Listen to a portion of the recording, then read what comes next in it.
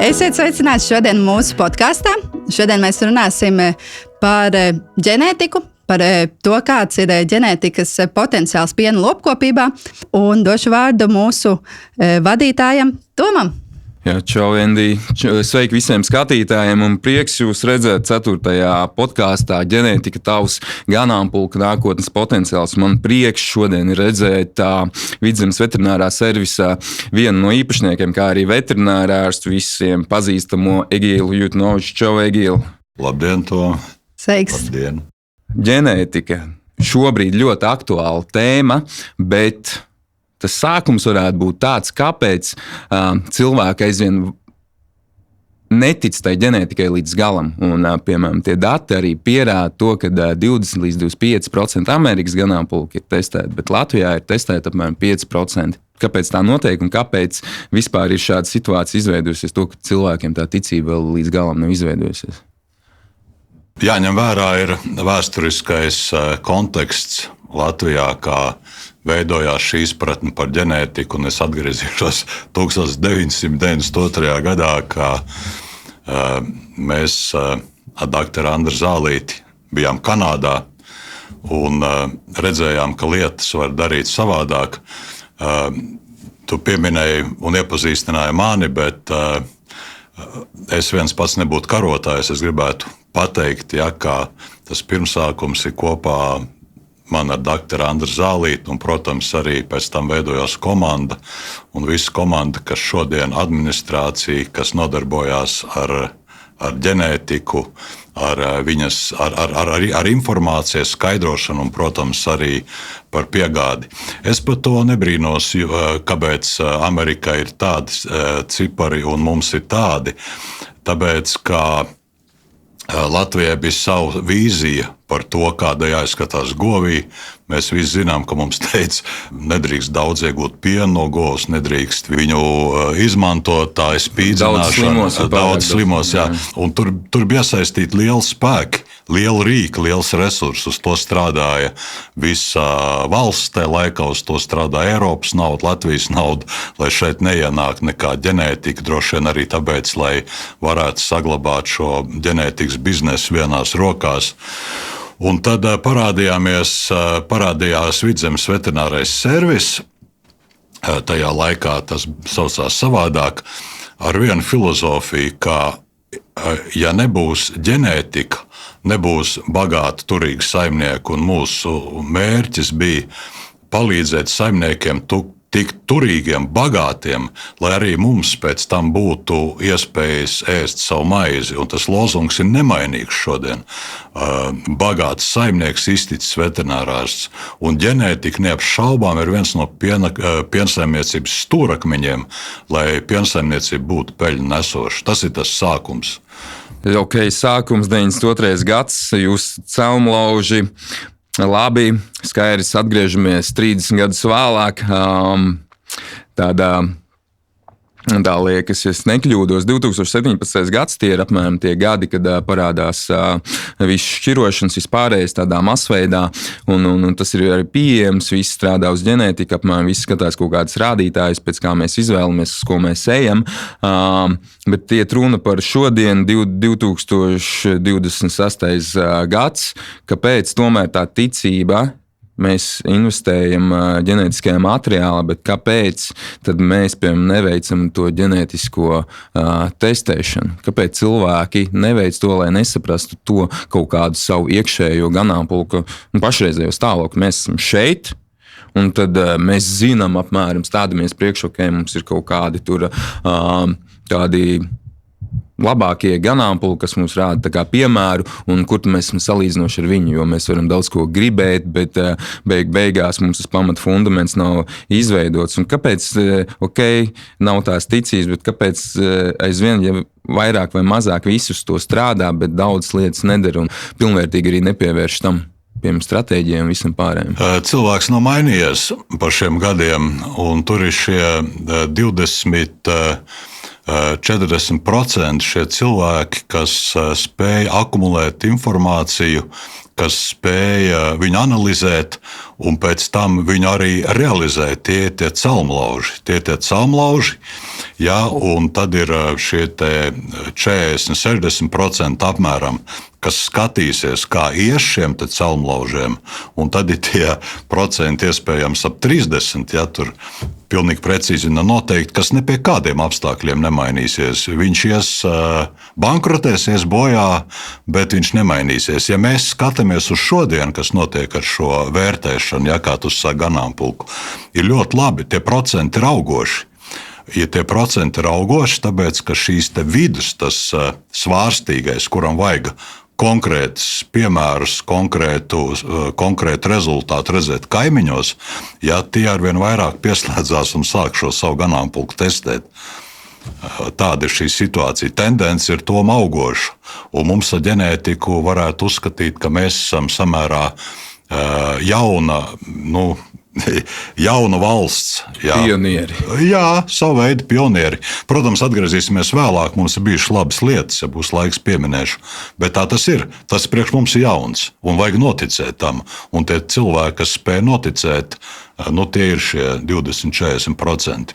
Okay, ja mēs pieskaramies, kāpēc, kādēļ, kāda ir tā attīstība apmēram, kāds varētu tur izskatīties, tad mēs varētu vispār iezīmēt, piemēram, detaļās, kā tev liekas, piemēram, cik tas progresa ātrums ģenētiskais varētu arī būt un uz kurām tām pārmantojamības pazīmēm mums vajadzētu sākumā skatīties. Pieņemot tos mūsu kaut kādus reģionālus apstākļus, mums maksā, piemēram, tīri par piena daudzumu, nevis par kvalitāti. Un, kas ir tās lietas, kas tev tur vismaz bija 3 jautājumi vienā, bet tad pirmais ir pārmantojamība, cik mēs ātri varam attīstīties kopumā, un 3. apmēram kādai tai stratēģijai sākotnēji, ja tu pirmo dienu sāc strādāt ar ģenētiku, un es pateicu to, ka es, piemēram, nezinu, pēc 3 paudzēm gribu būt top līmenī.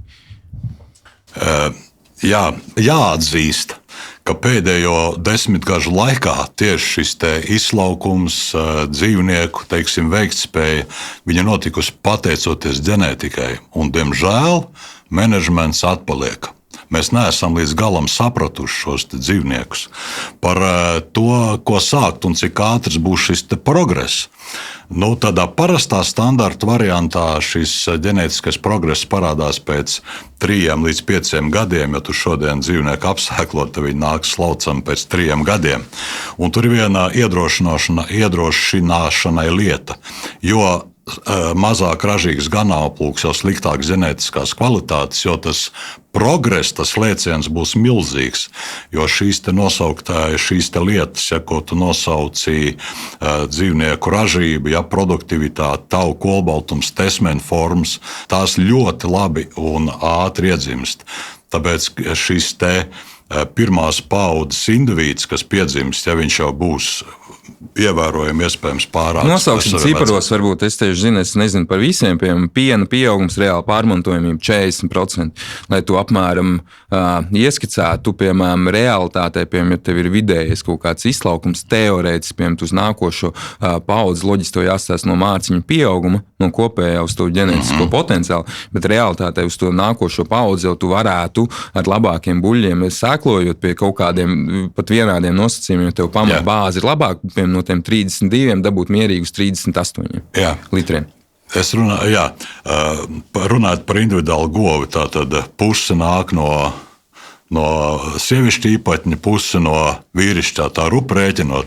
Ja māte ir izlaukums 7000, vaisliniekam ir 12000, ja 12 plus 7 ir 19, un 19 izdala ar 2 ir 9,5 tūkstoši, tad 2,5 tūkstoši plusā piens. Un tā tas arī reāli notika, ja sākot šos ganāmpulkus izkopt. Un tas ir acīm redzams rezultāts, ko tu nevari noslēpt. Otra, ko tu nevari noslēpt, ir tas, kā izveidojās tesmens forma, kāds arī izskatās pats dzīvnieks. Tie ir tās pamatlietas, ja mēs skatāmies šādā veidā.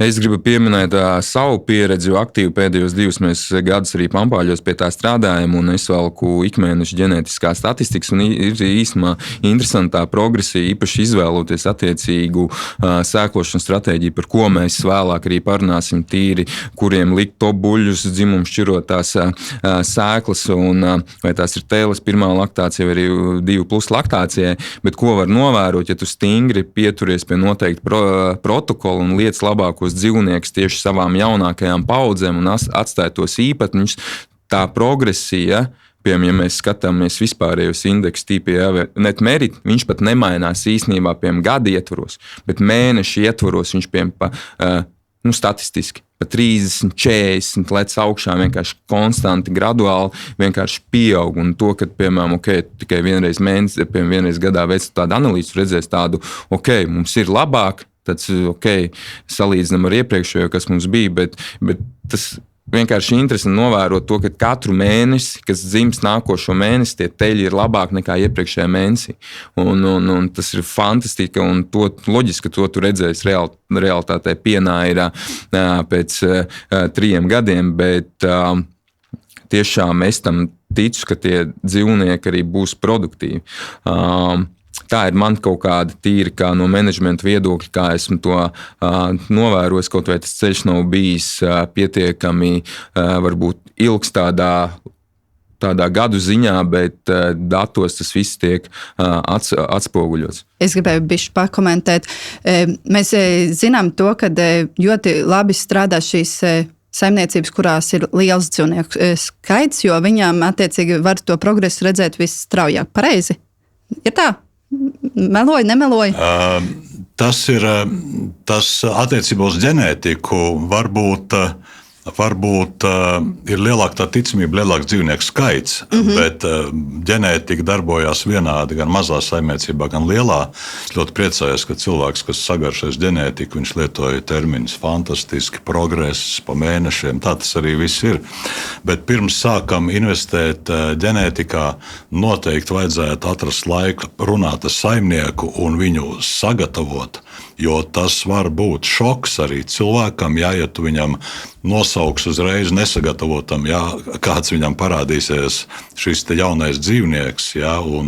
Jārunā saimnieki, kāda ir tava nākotnes goals, ko tu gribi vispār. Un ja viņš ir gatavs, saka, ja es slauktu 300 litru vairāk, laktācijā tā būtu daudz, tad arī ar to ir jāskatās un jāsāk runāt ar to saimnieku, jo mēs strādājam viņa pēc. Ne viņš mūsu pēc, bet mēs viņa pēc, saprast. Vēl es, klausoties jūsu sarunu, domāju, cik tās jūsu sajūtas, cik tāds vidējais saimnieks ir izglītots ģenētikā?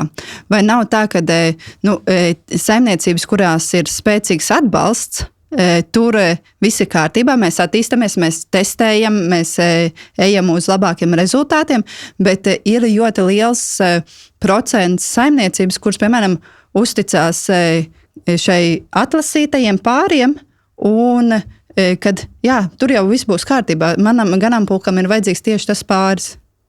Jā, saimnieks neaug viens, kā izolēts stāsts.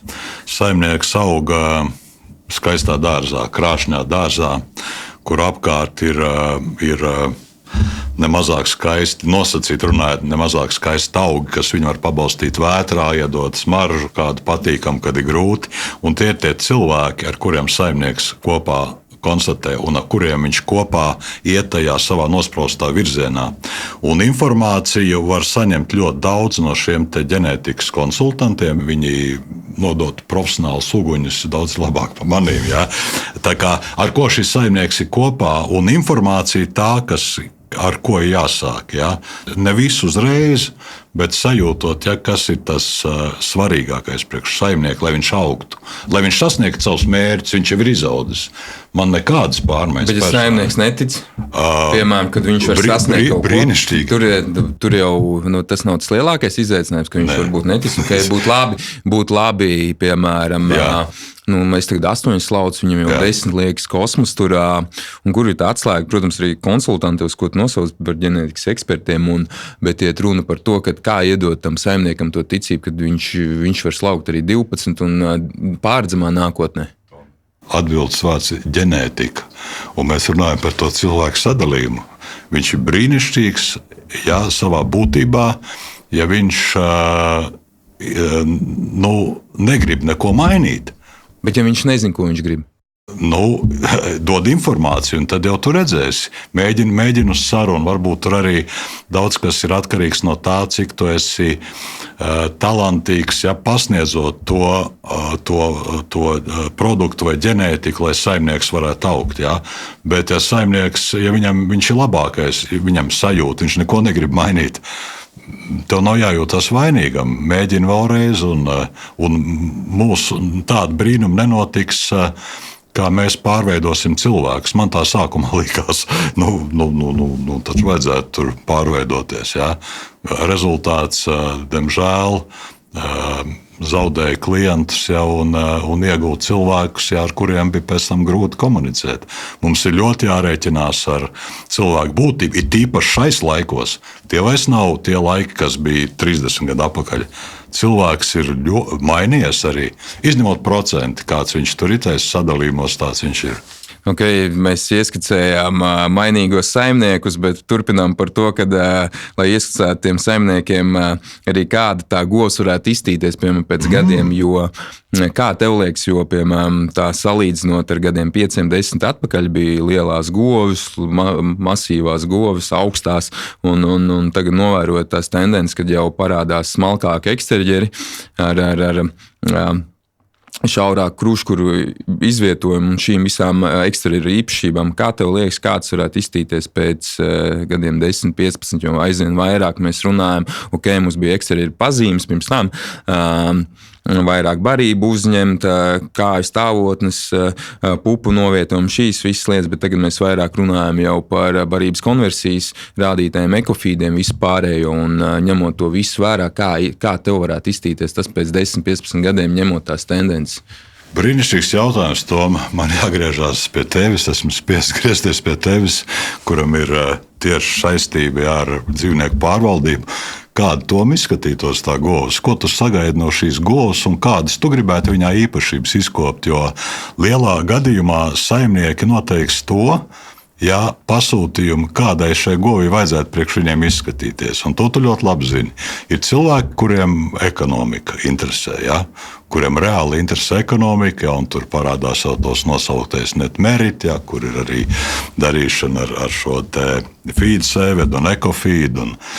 Un tad ir kādi cilvēki, kur teiks, tas ir ļoti labi. Ja tā govs nav skaista, būtībā absolūti pareizi veidot. Es piecietīšu, ka viņi ir mazaržīgi, pa naudu es tik daudz nedomāju šajā brīdī. Jā, un mums ir jābūt gatavam parādīt šo abiem šiem cilvēkiem, ja abiem saimniekiem viņa izstrādāto govi. Ja tu vaicā man, tad varētu būt mans viedoklis arī par govi. Protams, ka nav robežu dzīvnieku ražībai, un arī uz šodienu, ja mēs nodrošinātu viņai visu šo te saucamo, kas nāk no vadīšanas, ja menedžment, ja, mēs brīnītos, cik tas dzīvnieks ir spējīgs dot šodien pienu. Ja, tā kā to nākotnes govi noteiks saimnieks, ja. Noteikti saimnieks atkarībā no tā, kas viņam ir prioritātes. Ir viņam budžets, viņam vajag naudu, nevajag, vai viņam vajag govi, un daļēji šo te nākotnes govs izskatu, darbību arī sabiedrību uzspiedīs. Kā jau mēs minējām, ja, par šo te, kur ekofīd ir iekšā šīs te... Ar visiem haplotipiem vispārējo ar laktozes tolerancēm. Tas viss būs, jā. Tā kā gaidi šīs meitenes pie savas fermas, viņas tev arī daļēji sagrozīs galvu, kādai jāizskatās nākotnes govī. Jo cilvēki kļūst turīgi, laika daudz, viņi varēs iesaistīties lietās, kur viņi nekā nesaprot arī.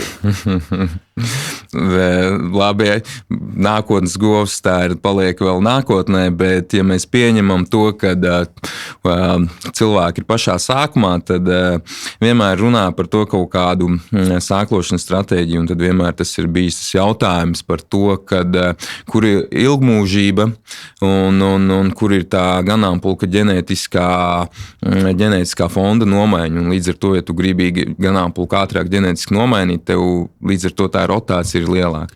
Un tad kā tev liekas, ok, mēs atkal pieņemam, katram ir sava ko saimnieks grib, bet ņemot to visu ārā, kā tev liekas, kas būtu tas pareizākais, īpaši, ja tu esi sākuma posmā intensīvāk sākot ar dzimumšķiroto sēklu jaundzīvniekus, tēles un pirmo laktāciju, vai, piemēram, mēs maksimāli saglabājam laktācijas, mēs tur gribam 3,5 vai pat 4 vidējās laktācijas, un tad attiecīgi mums jaunie dzīvnieki tik ātri nemainās, un tad mēs tur sēklojam, 80% vai krustojums, 20% atstājumi, mums vienkārši replacement rates ir salīdzinoši zems. Kā tev liekas, kas ir pareizā pieeja mūsdienās, lai varētu, ja tu esi tāds cilvēks, kas es gribu būt labākais? Uzdevu ļoti, ļoti plašu un ārkārtīgi svarīgu šo jautājumu par stratēģiju. Tātad droši vien, kad ir jāsaprot, vai tev paliks dzīvnieku skaits tas pats, vai tu gribēsi palielināt ganāmpulku. Tā būtu viena lieta. Viena lieta ir teorija, un otra lieta ir prakse, kas bieži vien nedaudz atšķirās. Un ja mums kādreiz liekas, ka vairāk laktācija labāk, tas īsti neatbilst patiesībai. Ja mēs skatāmies pēc pētījumiem, pēc teorijas, tad šī trešā laktācija ir tā govs, kas it kā būtu visekonomiskākā, labākā, tāpēc, ka viņa jau pieaugusi, viņa ir saņēmusi tos iegūmus, ko dod pieaudzis dzīvnieks. Un viņa arī joprojām, ja tur ir trešā laktācijas govs, tas ir vairāk kā 30% brāķēšana, viņi nestājās arī ceļai ģenētisks progresam, kas ir par, ko ienes jaunā ģenētika, jo tur attīstība ir strauja un katra nākošā paudze ir labāka. Par tavu, teiksim, uzstādījumu, ko ar ko apsēklot kādā tajā secībā. Būtu labi, ja būtu ganāmpulku novērtējums, lai tu saprastu, kas ir tavi labākie dzīvnieki un kas ir tavi sliktākie dzīvnieki. Un šī jaunās paudzes, šīs teles, ies tajā kategorijā vismaz ievērojami lielākā daļa, kuri vērts apsēklot ar dzimumu šķiroto spermu, un tas vecākais gals būtu labāk ar šiem taviem nosauktiem gaļas lopiem, vai tā būtu tā viena lieta. Bet tieši cik vajadzētu lietot, tur, protams, ir jāņem palīgā tāds brīnišķīgs rīks, kā ģenētiskās stratēģijas kalkulators, kur runājot ar saimnieku, saimnieks nosauks, cik viņam ir teļu nobeigšanās, kāds starppatnešanās intervals, kāda ir govīm šī grūsnības rādītāji, telēm grūsnības rādītāji, brāķēšanas procents gadā, un tad tur kalkulatori viņš pateiks, un tu vēl pateiksi, vai tu gribi attīstīties vai nē, viņš tev skaidri kopā ar tevi pateiks, cik vajadzētu sēklot ar dzimumšķiroto, ko ar gaļu. Un viens tas galvenais princips – necenties uzlabot šo ganāmpulku sliktāko daļu. Viņš nav uzlabojams.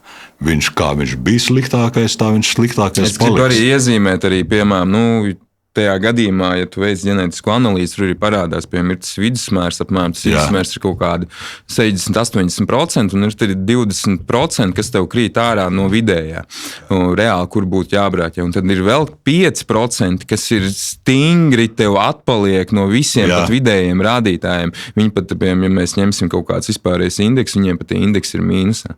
Un tad šis ir arī tas faktors, kurus tu tā kā negribētu atstāt savā ganāmpulkā ne pie jebkāda nosacījuma vienīgi, ja tev ir tikai siens un tu vari slauc vēl ar rokām, varbūt, man ir galvenais gotiņš, pašam piena patēriņš, un tad tas ir jautājums, bet ja tu, piemēram, gribi izslaukt, strādāt kvalitīvi, tad noteikti, ka tas būtu tas, kas nebūtu vēlams. Ne? Jā, paldies, tu pieskāries nākošam tam rīkam, ģenētiskais audits, kur atkal ir programma ievadot šos datus, tavus nosauktos datus, kādu tu vēlēsi šo ganāmpulku veidot, uz kādiem pamatiem viņš tev atlasīs. Jūs nevarat piečinīt bišķi, ne? Mums ir rīks rokā. Uzsakot kaut ko. Nē, mums ir legāla programma atbalstīta, ja, ar saviem sadarbības partneriem. Un tad vēl viena lieta minēja par to ilgmūžību, ja tur ilgāk izstāstīt to teoriju, bet ir divas lietas - ganāmpulka ilgmūžība un govs ilgmūžība. Un ganāmpulka ilgmūžība bieži vien ir saistīta ar menedžmentu. Piemēram, tev ir slikta atražošana, ja, klibas govis, viņas nepaliek grūsnas, jā, tev nav jaunā paudze. Tu esi spiests tās vecās govis turēt, kuras sen bija jānomaina, tāpēc, ka tev nav dzīvnieku skaits.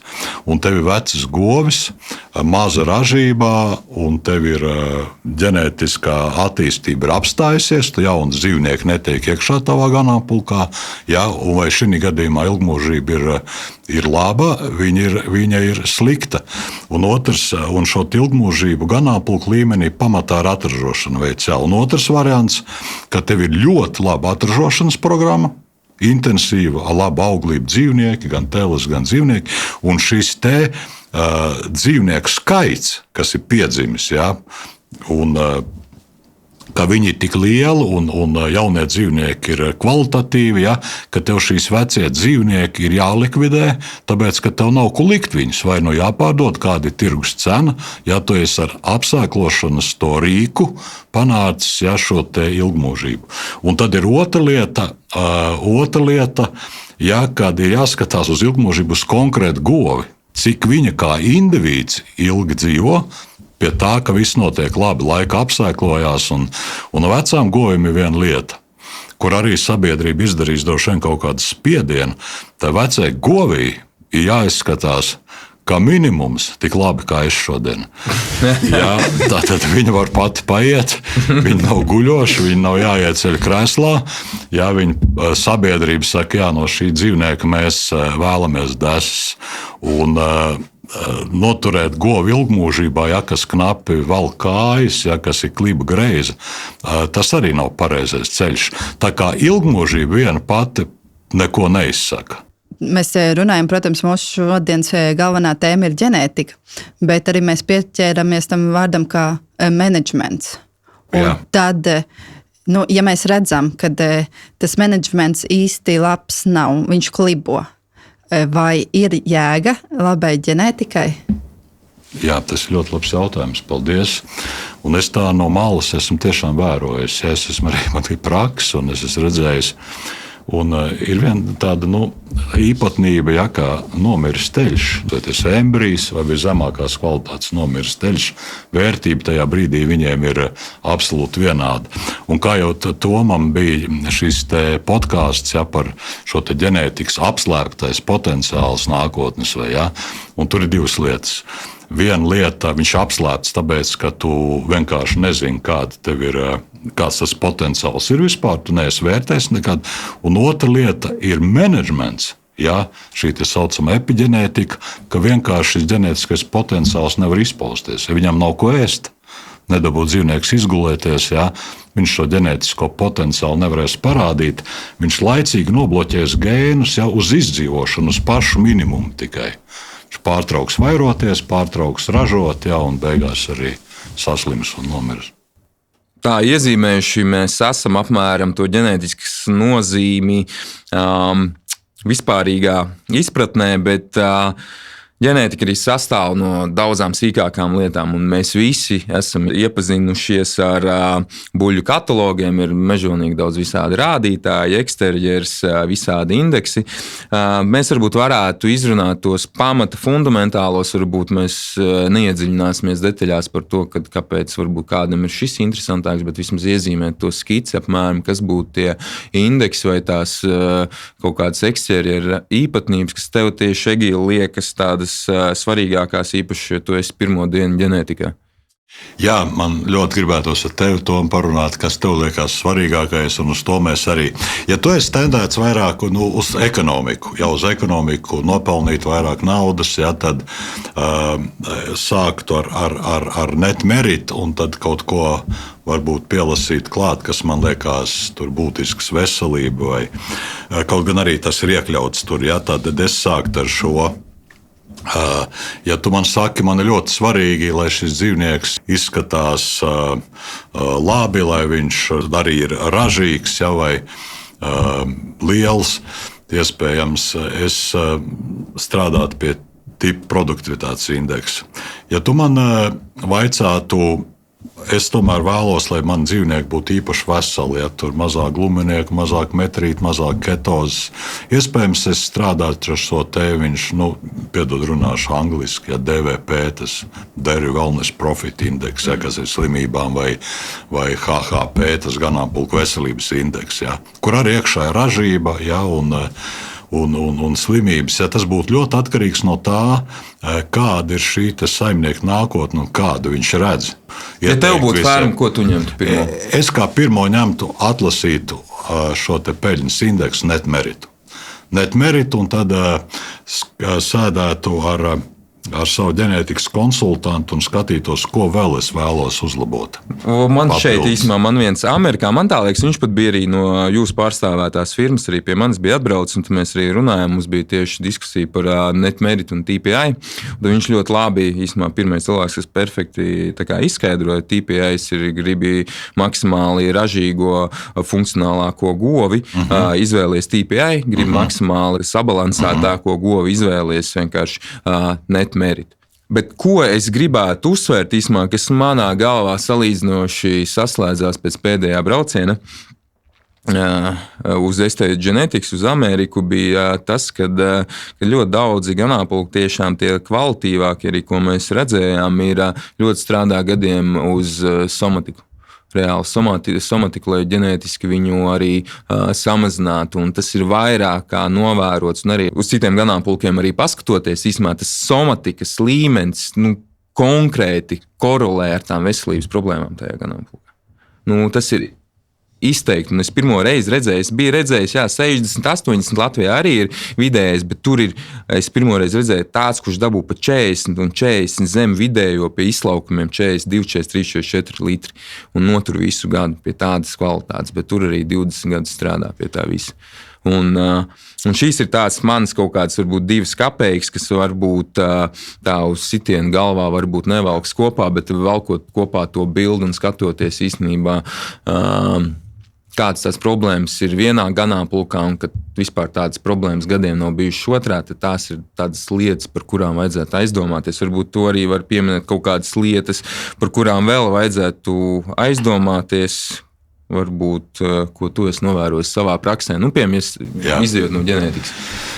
Es paturpināšu to, ko es iesāku. Ģenerāli tev varu piekrist, ja tā ir vēsturiski bijis, kad izvēlās tīpai govis liels un ražības, bet ir otra lieta. Ja mēs skatāmies abus šos indeksus, tur ir, tam tīpai ir iespējams, ka tā produktivitātes un ražības tas īpatsvars ir lielāks nekā net merita. Bet, ja tu izvēlies ir jautājums beigās, tam ir jābūt peļņu nesošam. Ja tu esi biznesmenis. Protams, var būt atšķirīgi varianti, un es esmu arī dzirdējis komentārus, kas saka, tas ganāmpulks nepēc kā neizskatās. Tās nav nekādas govis, bet viņam ļoti ražīgas govis. Ar izskatu tu pienu nepelnīsi. Naudu nepelnīsi, varbūt govis, kas nav izskatīga, bet viņa ir ražīga un ilgmūžība. Bet, ja tu izvēlies net meritu, tu vari kā papildus lietu nosaukt arī, jo net meritam ir dažādas, teiksim, tie īpatsvari, un tu vari papildus uzlikt uz stādiem net merita, bet es vēlos, lai būtu izlaukums plusā. Un arī nosaukt, cik tu gribi plusā. Un atkal izmantojot šos te rīkus ģenētiskos, kā ģenētiskās vērtības kalkulators, tev no visiem iespējamiem vaisalniekiem atlasīs, kuri tie, kas varētu palīdzēs sasniegt tev savus mērķus. Tā, un tad otra lieta, ko laicīgi vajadzētu brīdināt, tu teici, tur govs paliek mazāks un šaurāk, tur krūši, kurus es klausos ar zināmām bažām, jo būtībā tur jāskatās, ja tas feeds sēveģi, ja tā govs mazāk, it kā viņā apēdīs mazāk un saražos no tā daudzuma pienu, bet ir otrs grāvis šos dzīvniekus neiztaisīt pa smalku, un paldies Dievam, zinātnieki pie tā strādā saimnieku kooperatīvi dot uzdevumus. Ja? Tas viss ir labi, bet veidojiet govi, kā tu teici, kas ir ražīgi un funkcionāli. Bet tas ir interesanti, piemēram, ja mēs tagad pieņemam arī to, ka industrija spēlē kaut kāds noteikums. Industrija prasa, piemēram, labs salīdzinājums ar industriju prasīja kaut kādus gadus atpakaļ, mums vajadzīgi mazāki teļi. Pēc dzemdībām. Ar mazākām atnešanās dienām, un tagad ir tā robeža, kad jau viņi sāk dzimt par mazu, un tagad jau ir tas atkal, davai, ejam atpakaļ, vai ne? Tagad ir, un tagad ejam bišķiņ atpakaļ, bišķiņ, ir jau pa mazu, sāk jau parādīties vidēji industrijā.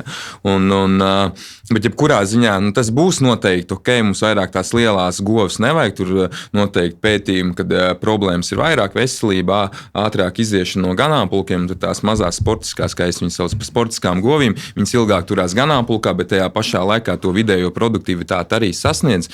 Un noteikti, ka tas arī varētu būt tā robeža, mums ir pa mazu, mēs jau jūtam, ka mums bišķiņ mazāk ir piens, mazāk sausnes uzņemšana, un kur ir tā robeža, vai ne, kur mēs iekonomējam un kur jau mēs pazaudējam, vai ne? Tev kā, es saprotu, vismaz slavu pa tevi ir tālu, tu esi menedžeris lielā saimniecībā. Un, kā menedžerim, man liekas, tev ir ļoti skaidrs, cik labi, ka ganāmpulks ir izlīdzināts. Ja, ja tev ir visas govs vienādas, piemēram, lielas vai vidējas, tu vari arī viņām izveidot attiecīgas guļvietas ar izmēriem. Ja, tu vari plānot šos fermu vai pārbūvi. Vissliktākais, ka tev ir dažādi izmēri govs. Ja, un tad zelta princips ir rūpēties par lielāku izmēru govīm un pēc tam par mazām. Ja tu to neņem vērā, protams, ka lielās govs iziet ārā ātrāk, viņam ir neciešami apstākļi, viņas nevar izgulēties, nobrāžušās un tā. Tas ir tas, jā. Un, ja pieminējot tavu to atnešanās dabiskumu, jā, kā viņi kādreiz saucēja atnešanās vieglumu, buļļa meitām, jā, un pats vaislinieks, tad, kad tas sākums bija pats tas ģenētisks sākums, tie cilvēki bija noguruši vetās no apgrūtinātām dzemdībām. Un pirmā prasība bija 20 gadus atpakaļ, lai būtu vieglas dzemdības. Vieglas dzemdības, ja tas dzemdību indeks. Tas bija tagad, un tagad ir otra lieta, kad tu paskaties teliņus, jā, viņi, daži neizskatās ļoti lieli, piekritīs, vai ne? Īpaši pirmpienēm pat ļoti daži. Mērķis ir sasniegts. Tas bija tas, ko vēlējās. Tas bija ko vēlējās. Un varbūt tad ir šiem te ģenētikas konsultantiem, cilvēkiem, kā es teicu, saimnieks ir krāšņs savā dārzā, bet viņš aug ar kaut ko kopā. Un tad varbūt tādiem pieredzes jau cilvēkiem, jā, vai menedžeriem, kāds es tu, varbūt tas ir tas diskusija jautājums, ja, kas tāda industrijai varbūt kā, nevajag mazāks vairs tos teļus, ja. Tāpat tas arī kādreiz tas par auglību bija, kā tikai izlaukuma produktivitāte un auglība aizgāja otrā plānā. Tagad ir sapratuši, ka vajag dabūt visu kaut ko kopā. Ražību, izturību pret slimībām, auglību, un tad veidojas šī indeksa. Ar indeksiem ir ļoti viegli un labi strādāt. Un ja mēs skatāmies pēc pazīmēm, visu šīs dzīvnieku vērtēšana, jābūt ir ļoti uzmanīgiem, kāpēc mēs to vispār darām.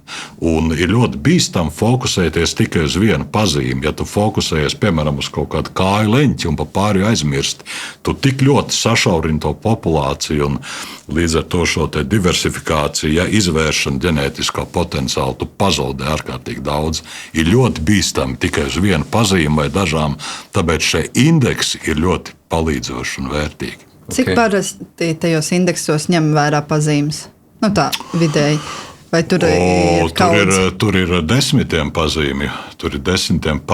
Jā, viņi mainās arī tas procentālais sastāvs. Jā, visu laiku procentālais sastāvs, ar katram īpatsvars viņi tiek pārreikināti.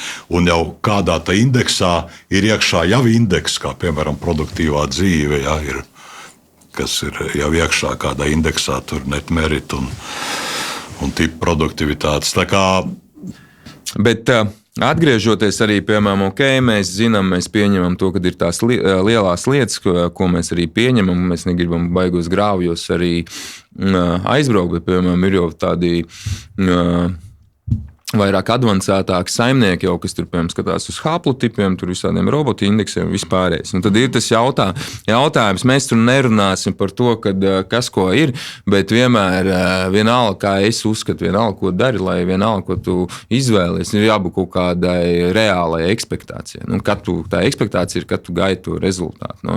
Un loģiski, tu gaidi to rezultātu, piemēram, ja tu skaties pēc piena pieauguma, piemēram, jau nākušā paudzē tu to jūtam, var just, bet, piemēram, ar šām mazām lietām, kam ir maza pārmantojamība, bet, ja tev viņas ir svarīgas, piemēram, lai tu varētu varēgīli iezīmēt, piemēram, cik tas ilgs ceļš varētu būt, nezinu, 2, 3 paudzes, 5, piemēram, ja, piemēram, pārmantojās īpašība, 2%, piemēram. Nu. Es nemaz nesāku tur neko vispār darīt.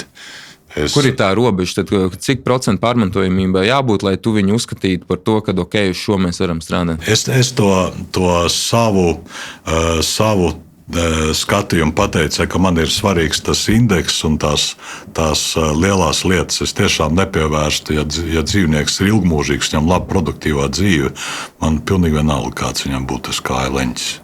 Ja, un zinot to, ka viņš iedzimst mazu vai, teiksim, kājas tur skatā no aizmugures, ja, kas ir.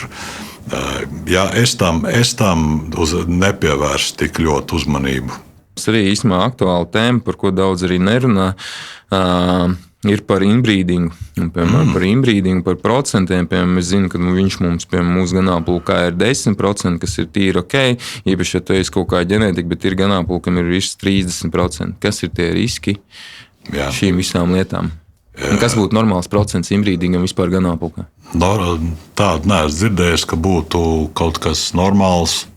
Jā, atkarībā no tā, cik tu vari kontrolēt un cik tu vari zināt, cik ir šiem te dzīvniekiem tie haplotipi, tas kopums, kas var gēnu pārmantoties, ja, un savienojoties ar otru, ar govi, ja viņš pārvēršas dominantā, ja, un nodara tur dažādas kaitējumus vai nedzīvus teļus, vai samazinās apaugļošanās. Ja, un tāpēc ir atkal vajadzīgi, tāpēc ir izdomāts šis te, un kā tu jau pieminēji šo te inbrīdiju kontroli caur Stratagenu, ja, kas ir ST ģenētikam. Tā ir atkal programma, ko tu savāc šos te dzīvniekus. Ja, un ja viņi ir testēti pēc genomu vai šie haplotipi testēti, ja tev viņš pateiks, cik tu vari pieļaut šī inbrīdingu. Un ja mēs skatāmies, ka ASV inbrīdings vidē ir 10,9, bet tu vari mierīgi iet arī augstāk, ja tev ir kaut kāds mehānisms, kā kontrolēt, lai šī te iedzimtība inbrīdings nekļūst par regresējošu faktoru, kad dzimst teļi, kas nav attīstīti vai kas ir traucēti ganāmpulku kaut kādas kvalitātes kopumā. Ja mēs redzam tā morālā puse, un lai tā, piemēram, tur ir noteikts, ja, cik tālu tu drīkst precēties, teiksim, tur ar māsīcu, ja tev vajag tur vecāku atļauju. Ja. Protams, ja tev nav haplotips, ja, tās negatīvo gēnu kombinācija pieaug, bet ģenētikā ir vairākos gadījumos pieļaut arī ļoti turadniecisku krustošanu, ja, lai tu izceltu kādus īpašos gēnus. Ir arī pozitīvie haplotipi, kur palielinotos, ja pozitīvais gēnu komplekts, kur palielinoties turadniecībai, tā iespēja, ka viņi satiksies, ja, abi pozitīvi un dos galvu reibinošu rezultātu, arī tas iespējams. Tā kā inbrīdingam jābūt kontrolētam. Tāpēc ir ģenētikas eksperts vai ne, kas visu ar arī programmu viņš viens pats viņš strādā dienu, nakti, bet viņš nevar izkalkulēt. Tāpēc ir vajadzīgs šīs te programmas, Stratagena, ja, kur minēšu šo vienu. Un vairāk šīs te programmas viņas paņem datus no vairākām datēm, teiksim, no ģenētiskās vērtības kalkulātora, ja, no ganāmpulka, teiksim, no citiem šiem rīkiem ģenētiski savalk vienā, un tad dabūt to, klausās kāda ir tava vīzija, kāda ir tava vīzija. Un tad ar šiem rīkiem plus ģenētisks konsultants veido ar tevi kopā šo govi. No mūsu puses mēs apņemamies sastādīt kādai te govai jāapskatās, un tu no savas puses saki, es darīšu menedžmentu, lai varētu to jūsu darbu, lai viņi varētu to ģenētisko potenciālu izpaust. Un ja tas sajiet kopā, mēs brīnītos jau kāda šodienas ģenētika, kādas rezultātus mums pārsteidzoši dotu tādu 50-55 litri. Tas ir sīkums, tas liktos kā rotaļi īstenībā, ko tas dzīvnieks spēja dot, ja mēs viņu saprastu līdz galam. Pie esošās ģenētikas. Man palika interesanti. Mēs runājam par neapgūto potenciālu. Tas nozīmē, ka šobrīd mēs cik procentāli izmantojam ģenētiku?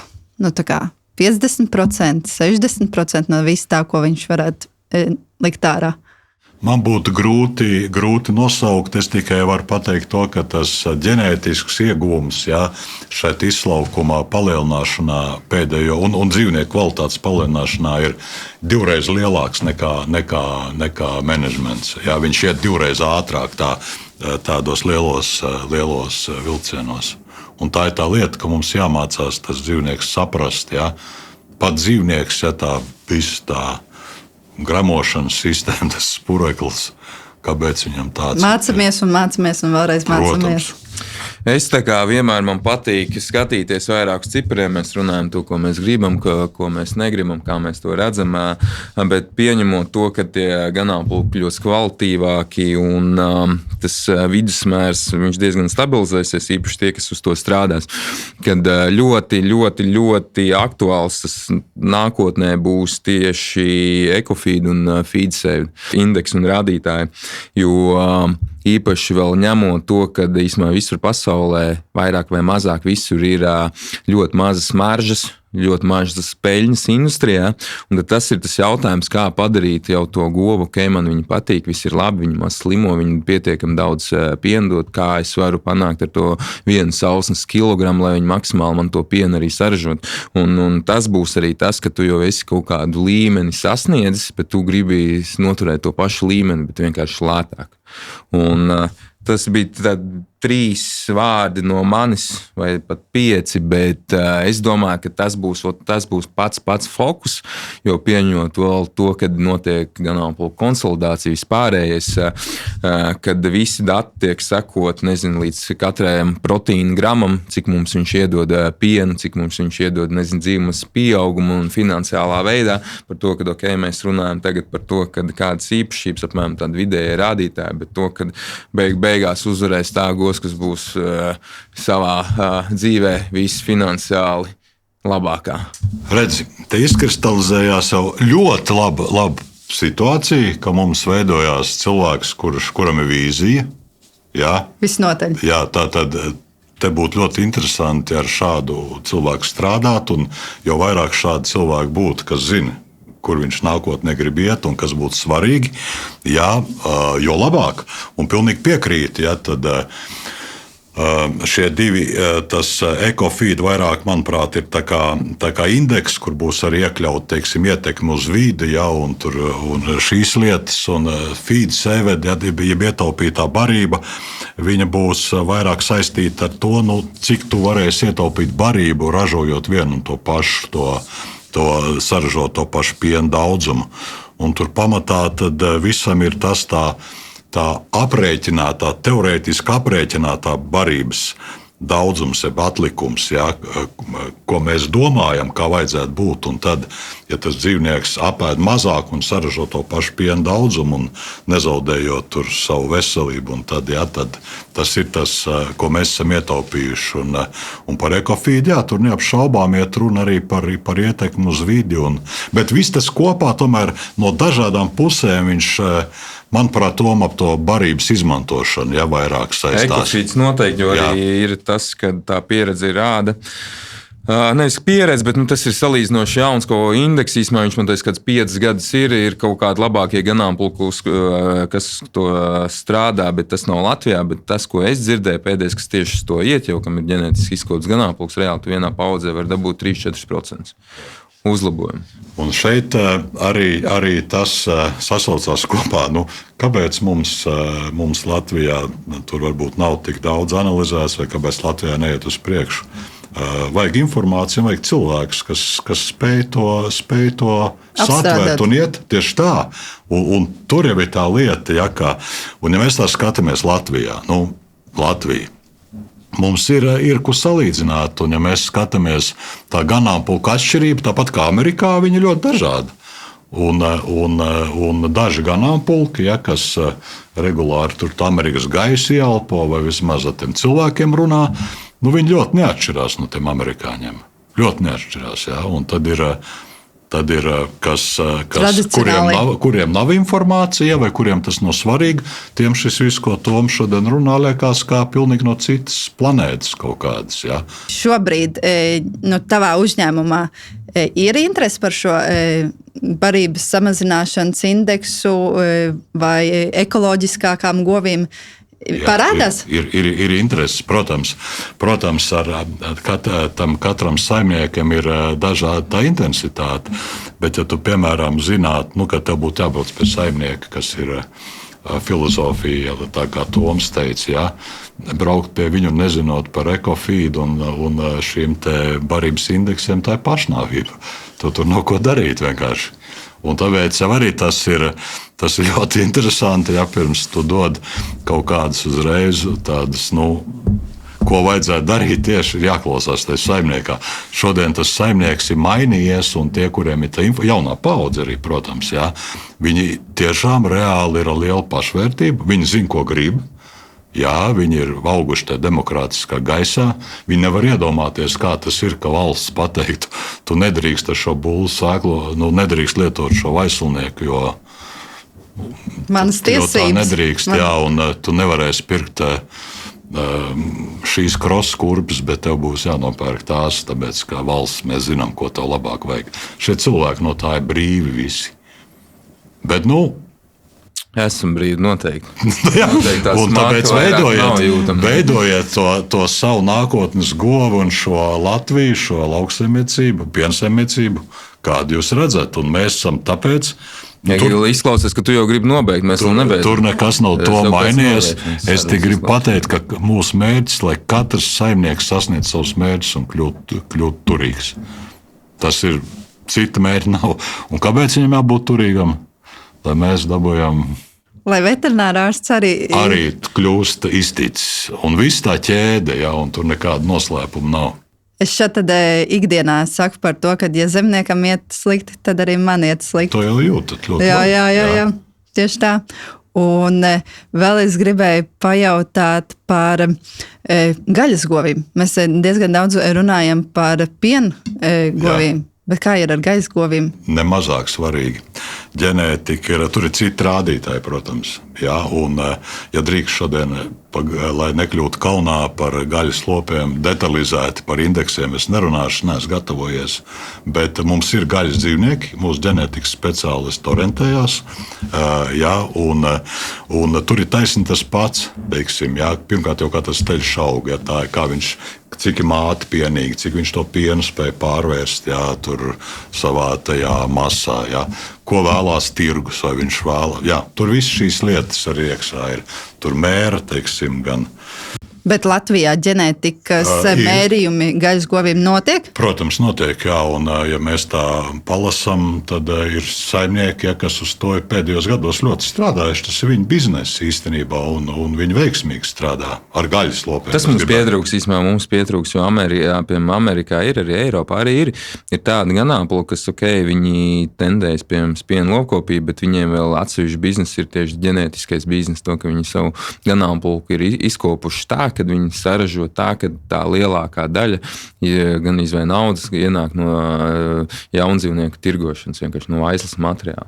Un tas mums pietrūkst īstenībā, kad mums būtu tādi kvalitīvi ganāmpulki, un īpaši, ka tie dzīvnieki tiktu novērtēti, to par to cenu, ko viņi maksā un par to ieguldīto vēsturisko darbu.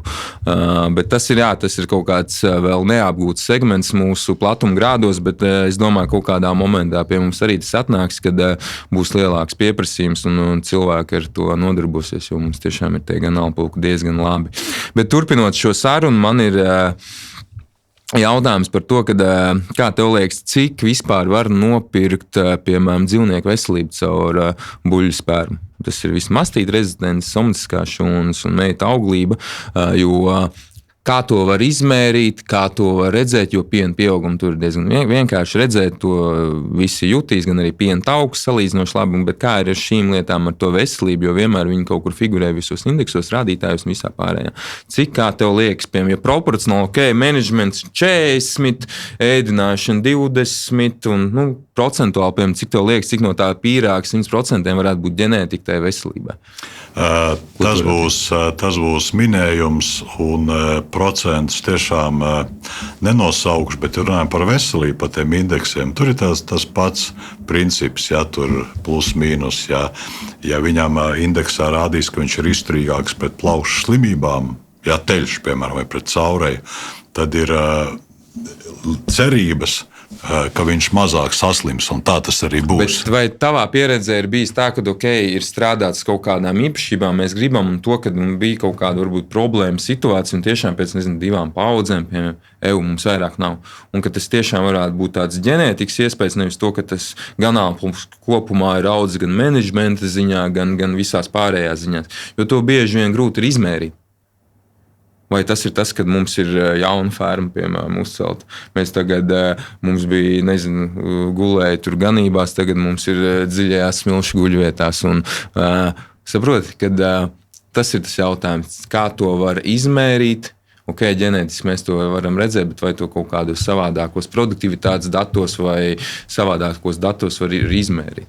Visi šie kas ir veidoti, šie indeksi un kalkulācijas, viņas nav uz zila gaisa.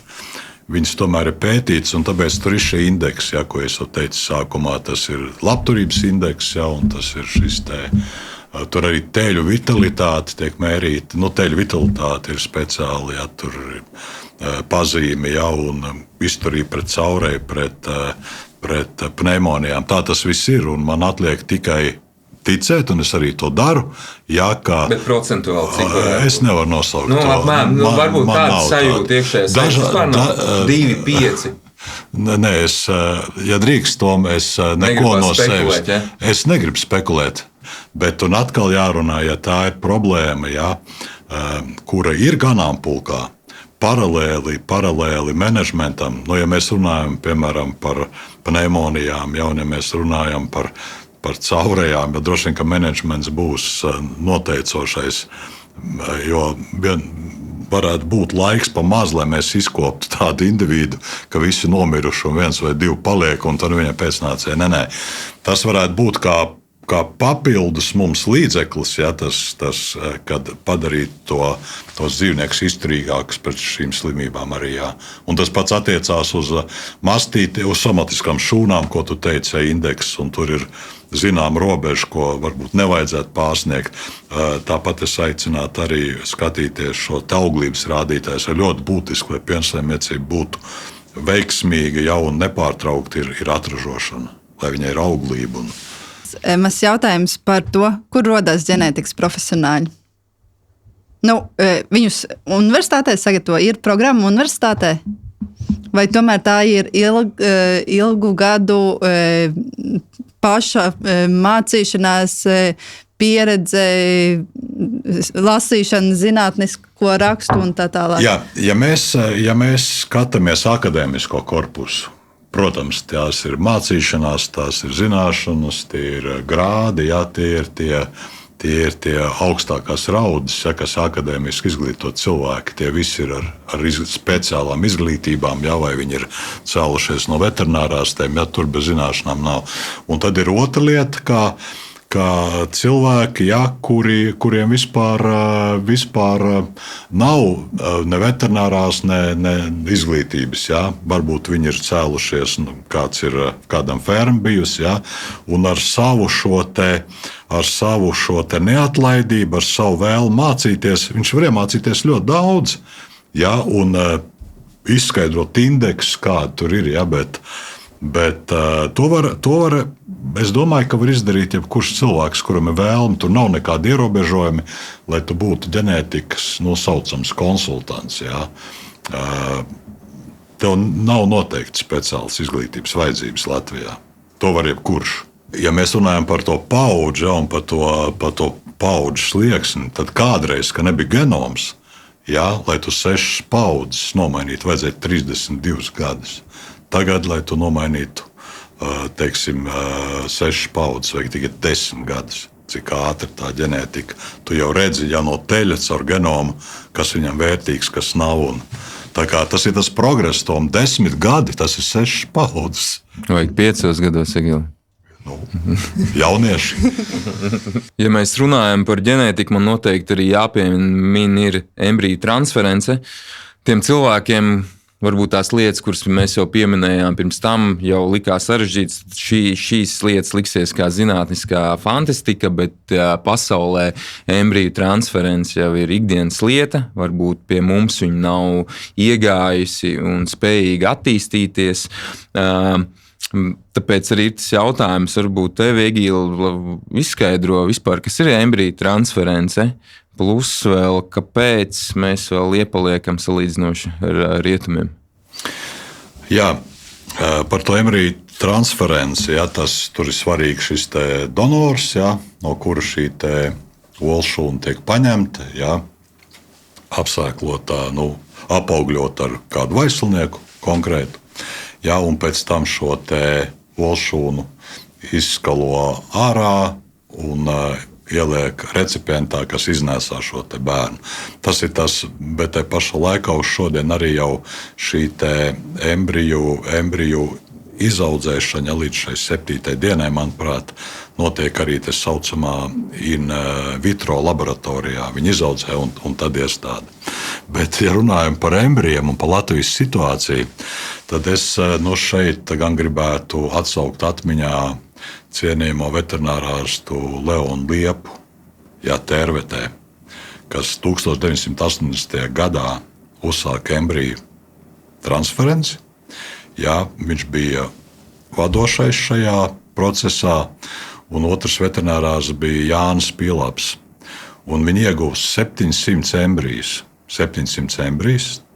Tērvetē. Tas bija tas pirmais, ko Latvija bija ļoti ievērojama, teiksim, Baltijas līmenī, un tā nāca tas 1987. gads, kā embriji atgriezās citādākā veidā, dziļsaldētā veidā, ka jau salmiņā viņš jau nāk, šis embrijs ir jau izaudzēts, līdz šai 7. dienai sasaldēts un atvest uz Latviju, un tad 2 veterinārārsti, Andris Zālīts un Egils Vitnovičs, viņus ievadīja dzīvniekā, telē, un no 10 piedzima 2 aizsilnieki, bulīši, diemžēl piedzima, jo te vēl dzimuši šķirotā sperma nebija, un viens nonāca Ciltslietu mākslīgā apsēklošanas stacijā Siguldā, viņam ļoti daudz pēcnācēju piedzima, kā šodien atceros,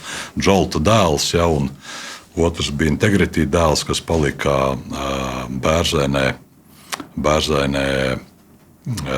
saimnieku fermā, un šeit nevar nepieminēt arī Holsteina asociācija, kāpēc tika izveidota, lai šo ģenētiku, lai saimnieki varētu aizstāvēt savus intereses, lai varētu izvēlēties pašu vaļsnieku, ko vēlās, lai varētu embrijus iegādāties.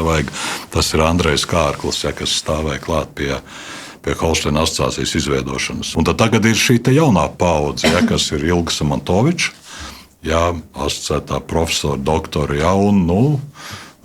es domāju, ka no praktiķiem vis tālāk ticis Grasbergs veterinārija. Tie ir šie cilvēki. Jautājums par to, kāpēc viņi nav populāri, ir viens tas investīcija atdeve un ekonomika, ko tu pats arī pieminēji, kad ir izveidota Amerikā ganāmpulka un lielākā ienākuma vai peļņa ir no jaundzīvnieku tirgošanas vai no embrijiem. Jautājums ir par ekonomiku. Kāpēc šie embriji nebija ātrāk? Pirmkārt, jau vajag kaut kādu zināmu kvalitāti. Ja tu vari iegūt labāku dzīvnieku, pēcnācēju veicot mākslīgu apsēklošanu, tad kāpēc apsēklot govi un izskalot embriju? Jāstāsta, kāda ir ģenētiskā kvalitāte. Tagad ir rīki, kuri pēc genoma var noteikt, kāds ir šis indivīds. vai no viņa ir vērts skalot embrijus vai nav, prognozēt, kas notiks, ja savienos šo konkrēto vaislnieku ar šo sievišķu īpatni. Es domāju, mums arī pietrūkst tāds riktīgs finansiālais aprēķins un tas salīdzinājums, ko tas, piemēram, tas ģenētiskais progresa lēciens, piemēram, tev nav jāgaida 3 paudzes, bet dabū nākošajā paudzē, ko tev tie gadi iegūst, ka tu negaidi tos gadus reāli, un vai tu to vari ģenētisko lēcienu panākt visam ganāmpulkam uzreiz, lai tev viņš ir vidējs, vai vismaz izlīdzināt kaut kādā veidā viņu vidējo. Tas ir kaut kāds matemātiskais, otrs, es arī noteikti piekrītu, ir kaut kāds tīri tehniskais, cik mēs esam gatavi to tehniski arī nodrošināt, bet bišķiņi ir tā, kad mums, piemēram, nav tāds, mēs tā pieņemam kaut kādā Skandināvijā un arī rietumos embriju transferences stādīšana, vienalga tāds, sauc kā gribi, ir arī jau pat ikdienas darbs, piemēram, felčeriem un šādiem tipu cilvēkiem, kas ir mazāk profesionāli varbūt nekā ir mums, kad mums tas īsti nav aizgājis. Un manā skatījumā tas ir tas, kad tā bilde tam saimniekam, tas, kad ko tev iedod arī finansiāli aprēķinu, tu pazaudēsi šodien, bet pēc 3 gadiem tu to atpelnīsi 1-2 laikā. Un tev nebūs jāgaida 10. Un noteikti tas finansiāli ir uzmodelējams. Bet kas man liekas arī ļoti interesanti, kas jau ir iespējams, piemēram, pašā jau tādā zinātniskā līmenī, nezinātniskā, bet tīri, kas mums top ģenētika nodrošina lielākās kompānijas, kad jau veids, var teikt, folikulu skalošanu jau 3 mēnešu vecām telēm, ķirurģiski iegūst pirmās pakāpes folikulu, platītē viņu nogatavo un var teikt jau apaugļo, un līdz ar to tev vispār nav jāgaida vairāk.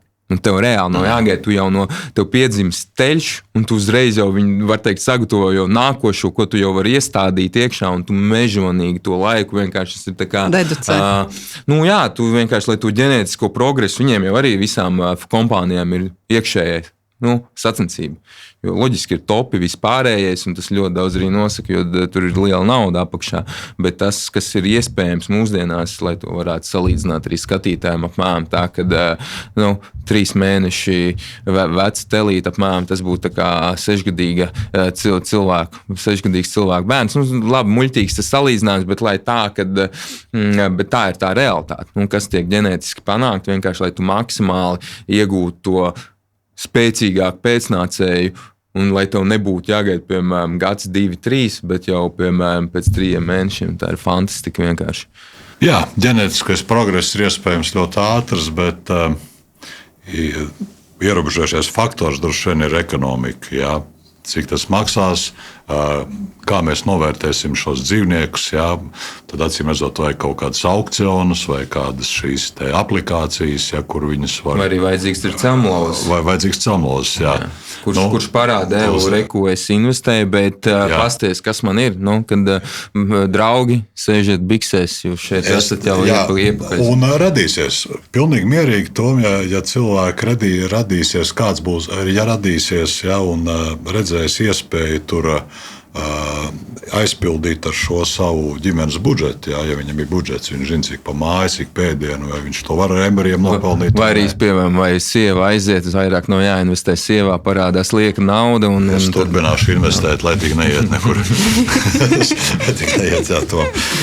Jā, tā kā šis lieta par šīm embrijām strauši progress, bet un atkal tā ir diskusija, ja kāds arī vai no saimniekiem sagaršot šo, un redzēt, ka tur var nopelnīt vairāk, rastos gan kas izskalo, gan kas iestāda, viss būtu.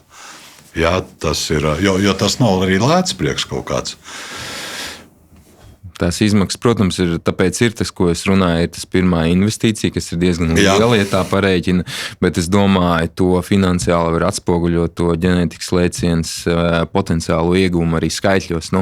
Un es domāju, tur ir ļoti labi savilktos arī par to, ka tas ir tā kā investēt, es uzskatu, fermā. Tu nopērci jaunu infrastruktūru, tev arī jāmaksā kredīts vispārējais, tu nejūti viņu arī, tu bieži vien, ja tu aizēji no stingri sliktākiem apstākļiem, tu jūti uzreiz, lielāks komforts vispārējais, varbūt tur ir tas bišķi novēlotāk, bet tu arī diezgan, es domāju, izteikti var just to atšķirība. Kā domā, Tom, kurš ir drosmīgāks, ja es drīkstu uzdot jautājumus? Latvijā? Kurš ir drosmīgāks un kurš ir veiksmīgāks? Vai tas, kurš kaut ko darot sākumā izplāno, uzraksta kaut kādu tām budžetu vai vienkārši uz dūlo sāk kaut ko darīt? Jā. Es domāju, tāds, kurš ir atšķirīgs.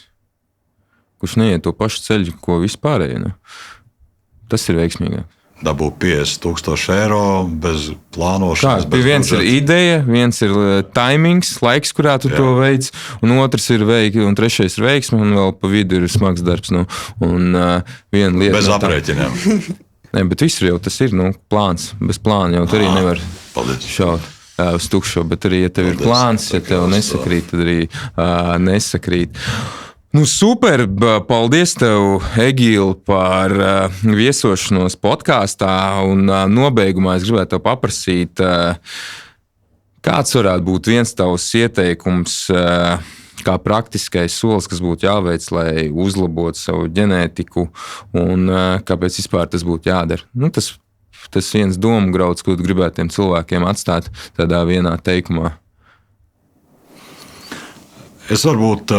Ja tas ir viens, tad es aicinātu tikt skaidrībā ar savu ganāmpulku vērtību, kur ir labākie dzīvnieki, kur ir nevis netik vērtīgie, un strādāt pie tiem labākiem. Un ir viena tāda nežēlīga lieta, ko atcerēt arī, ka ir vajadzīga attīstība. Tu nevari apstāties, ja, un teikt, man ir labi, ka es esmu. Tur, kur notiek apstāšanās, tur, diemžēl, sākās regress, un tā ir tā sliktā lieta. Bet jā, tikt skaidrībā ar savu ganāmpulku.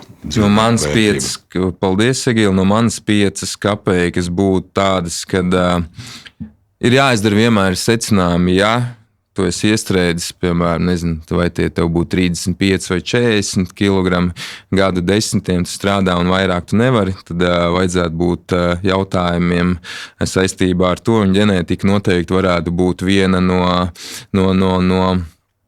atbildēm, un otrs, kas no manis vēl varētu būt arī tas, ka jāizdara arī secinājumi, kāpēc, ja tu esi bijis pie kādiem citiem ciemos, un tu redz, ka pie tevis ir labāk, viss ir labāk, dzīvnieki ir smukāk, pie viņas apstākļi ir sliktāk, viņam arī var būt mazāks iespējas, bet tomēr viņš produktivitāte ir augstāk par tevi, un kaut kādos citos rādītājos ir priekšā, un tur atkal mēs atnākam pie ģenētikas. Paldies!